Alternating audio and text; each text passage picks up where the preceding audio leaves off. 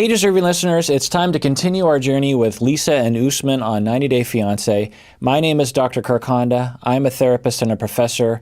I've been both for over 20 years, and whenever I watch this TV show, I always have a lot of things to say, so let's see if I can have anything of usefulness to say to you out there in internet land.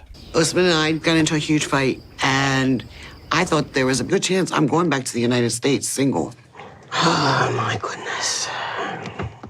But luckily, Usman and I were able to talk about our problems, and we decided to move past our argument. Please, you are taking us to the market. Because we are in Sokoto to get his mom's blessing so him and I can get married. So I wonder if, for Usman, total speculation, I'm guessing we'll find out, that because of the fight last night, he has some toes out the front door, if you know what I'm saying.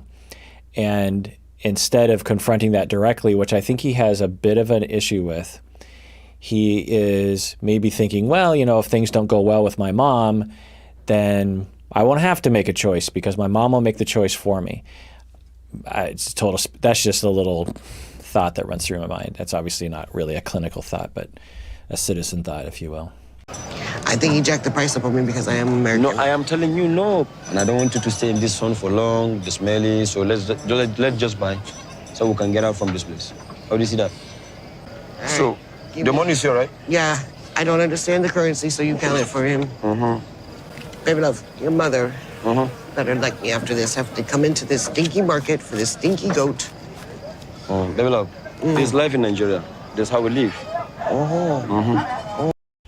So if this was the first time she was commenting about the conditions of Usman and his community, then I'm guessing things would have been a little better. But you can see him, he's getting tired of having to hear her complain and comment and put down his community. He's saying, this is the way we live. Remember what I said before, you keep putting us down. On some level, I understand it. If I were wearing flip-flops at a goat market, I wouldn't be super enthusiastic about it either. But I'd hope I'd have enough sense to see the bigger picture and know that I shouldn't be walking around insulting other people and their land. I've seen this before. Obviously, it's one of those things that people will say, you know, like, I remember when the earthquake in Haiti happened, the big one, and so many people were homeless or dead and hurt. And I remember I was at a dinner and people in my family were talking about it and thinking, oh, it's a tragedy. It's so awful. Like, we should be able to do something. We should be able to send money and help people out. It was Haiti, right? My brain. Anyway, so one person said something like, well, it's their fault. They probably didn't say this so directly, but something along the lines of, well, it's their fault because their buildings weren't very well made. That's why they're so injured, is because their houses are so ramshackle and poorly made and they weren't following codes. And so when the earthquake hit, everything just fell down. And I hope you understand just how ignorant that statement is, how privileged that statement is, how out of context and how tone deaf that statement is. Obviously, one of the factors is people that are poor, they can only afford certain kinds of homes. So obviously, if they had more money and more resources in the community, they would have maybe some measures in place to make the structures more sound, given the possibility of an earthquake. I think that's pretty obvious. But to some people, because they live in their bubble or they're given certain echo chamber silliness, they just want to blame. They just want to look down on everyone. They want to say, you're gross, you're lazy, you did this to yourself, why are you like this? This is disgusting, you're disgusting. Our president said something along those lines in confidence, I believe. I don't think he knew he was being heard or recorded or something. I can't remember what he said, but you know, he just had this statement of like, oh, you know, that SHIT country, that kind of thing. And it's incredibly unfair. It's an age-old bias and an age-old thing that humans will do with privilege. And to not be able to see that in the moment is just appalling to me. And I undoubtedly do it as a privileged person myself. I'm positive that I have that bias, but I try not to, and I try to rein it in at times. So there's that. But anyway, it's unfortunate. Now, I'm guessing that for Lisa, it's two-pronged, the reason why. One is just ignorance. She probably hasn't traveled the world. She probably doesn't have a lot of people who can really explain to her, look, this is the bigger picture. It's people don't live this way because they're gross or lazy or disgusting. It's just a different way to live. It's, in fact, there's a possibility it's more sanitary than the streets of the city that you live in. I don't know that for sure, but anyway, the point is helping her to understand. There's a possibility she's just ignorant, and from that ignorance comes that behavior. The other possibility that could be present is insecurity. When you are insecure about yourself and you feel that you're not a good enough person, that you're disgusting, then one of the defenses that is available to humans, which we see all the time, is to put other people down to make yourself feel better. It's a temporary stopgap on the ever-flowing insecurity that a lot of people will resort to. It, of course, doesn't work in the end because it doesn't really fulfill you with self-esteem. It's just a temporary distraction of like, well, they're terrible people, and I'm very briefly distracted from how terrible I feel on the inside. You have to do my hair, and I have to put on my makeup. No. You don't have to do any makeup. Why? We're going to see my mom. Yes? She's an elderly woman, and I'm presenting you as my fiancé. There's no need for you to make up. Okay. So kudos to Lisa. She seems to be flexible to the situation. She seems respectful in this instance, so that's encouraging. I don't know what this is going to hold for Usman and I. I know, Barney. Hi.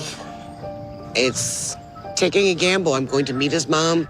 I will say that the Nigerian clothes fashion is wonderful. I wish all of us dressed like this all the time. She said, what do you do in America? I am a hospice caregiver in the States. Okay. For the dying patients. Okay. I forgot that she's a hospice care worker. That is hard work. That is rough work. It is needed work. So kudos for her to do that work. Okay. Mom and elder sister say no. They say capital no. So I don't know, but there are probably a lot of factors that are going on here. He's talked about him a little bit in that the mom doesn't like white women, doesn't want her son to marry a white woman, and doesn't want her son to be taken to America by her because she's worried that he's going to become a slave. And that might sound kind of odd to some people, but for some people, that is totally a viable concern. Not a literal slave. I wonder if she is aware that literal slavery is not going to be happening in all likelihood. Although there are literal slaves around the world who are dragged from their home countries, sex slaves and otherwise. So that can happen, and maybe that's her concern. But I think most of us would agree that Usman would be able to hold his own in that situation. Well, maybe I shouldn't say that because you can certainly hold your own and still be roped into a slavery situation. I don't know. Anyway, it doesn't look like that, especially with all the cameras on it. I don't know. Or maybe the mom is more figuratively concerned of white people coming to her community repeatedly through the generations to exploit her and her people. And how can she trust this white person? Because all the white people she has experienced has not been respectful to her and her culture, not been respectful to her community, to her people, And you could say that Lisa is not respectful of her and her community already with the things that she said about this region in Nigeria. And her concerns might be quite on the money in that way. I don't know, but there's that. And we just don't know what she's been through. We don't know what kind of exploitation she's been through. We don't know what kind of exploitation her parents went through and her aunts and uncles and her friends. It's possible it's been quite severe. So her worries about this situation could be totally justified and might even be kind of justified given the behavior that we've seen from Lisa towards Usman in her reactivity that comes across as controlling and demanding and discounting to him. By the way, as I always say in these videos, I can't diagnose from afar. I have no idea. Maybe she's being controlling, maybe she isn't. Maybe it's just the show showing us certain behaviors. I can't know that. As a serious clinician, I always refrain from labeling things without getting the full picture clinically. And I would have to be able to have access to these people to really get to the bottom of things before I could say anything definitive. So everything I'm saying, always take that with a grain of salt.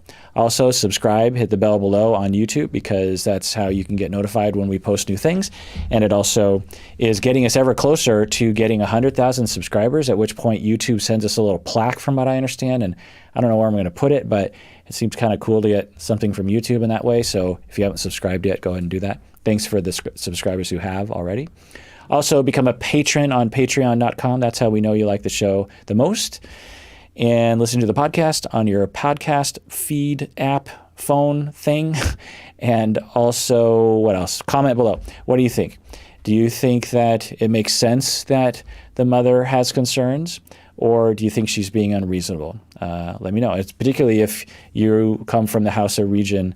Do you have any inside information that might add to the conversation? Please add that. All right, let's continue and see what happens here.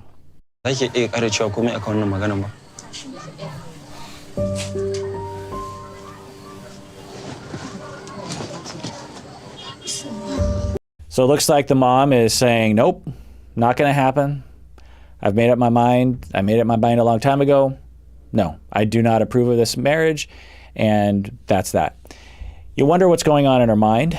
Is it the worry about slavery? Is it the concern about the religious difference? Is it concern about the age difference? Is it concern that he is going to move away and not be able to see her, and he'll be in a foreign land for the rest of his life, and his children will be raised in a foreign land for the rest of their lives? Does she not respect American culture? I imagine a lot of Muslims around the world have a lot of fears about their Muslim children being raised in the United States, given how Muslims can be treated in the United States, given the way African Americans and African people can be treated in the United States. So we wonder what's going on in her mind. Having said all that, Usman wants to marry Lisa, and he is being disrespected in this situation. And Lisa and Usman want to get married. At least that's what they're saying. I wonder if Usman really wants to, given what happened the night before when they got in the big fight. I guess we'll find out. But just because the mother has reasons, and just because it might be the cultural norm to have this kind of rigidity, doesn't mean that Lisa and Usman's feelings don't matter, because they do. So it's a dilemma. It's a situation where there's a conflict here, and hopefully everyone involved can find a way to come to an agreement or accommodate each other. I don't know. Obviously, I don't have any vested interest in whether or not this goes either direction, towards marriage or away, but I wonder how they're going to navigate this, is I guess my question. I am totally disappointed of the reaction. It's one of the worst signs that she's walking away, because she's telling me that you and her I'm done with you. You guys are just have to pack your things and leave. So it's kind of interesting. It's just one data point, but his mom, in the middle of the fight or in the middle of the discussion, just says, nope, not going to happen, stands up, walks away. Lisa does that. Lisa, in the middle of a conversation, says, nope, not going to happen, stands up, walks away. I don't, obviously, we only have a data point of one with the mom, but it makes you wonder about the bigger picture of Usman's transferences that are involved in his relationship with Lisa. Na ce make ban yarda Usman ya auri Lisa ba shi yasa na tashi dazun nan. Abin da nake tsoro Usman ya auri Lisa. Sannan kuma can inda za a je Turai ban san abin da za a yi da shi ba tunda ba su yarda bakin mutum ba ko na su can bali na nan. Usman's mom has said no, and at this point, we cannot get married. You've had 2 years to practice this. Yes. So totally makes sense, Lisa. You're frustrated. You're, confused. You don't know what to do. I'm concerned with that little comment she said to him, which is, you've had 2 years to prepare for this. So she's blaming him for the situation, even though it's clear that he's disappointed as well and that he seemed like he did everything he could. All right, well, that does it for that episode of Psychology in Seattle. Thanks for joining us out there. Please take care of yourself because you deserve it. You really, really do.